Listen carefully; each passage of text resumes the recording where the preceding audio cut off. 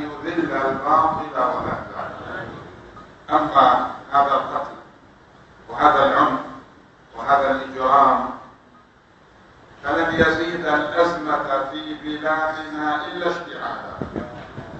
فقد قال المفكرون وغير المفكرين، وقال السياسيون وغير السياسيين، وقال الناصحون وغير الناصحين ممن يفكر إن أزمة بلادنا لا تحل بالعنف ولا تحل بالقتل ولا تحل بالاعتقال ولا تحل بالجرائم، وإنما تحل برحمة الأمة وأن يقف المجرمون القتلة الظالمون عن القتل وعن القنص وعن التعذيب.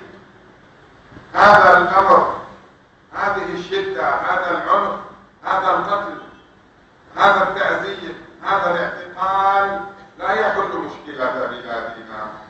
اللهم يا مالك الملك، نحن نعلم أن هذه الكرة الأرضية كلها نقطة في ملكك، وأنك تفعل في ملكك ما تشاء.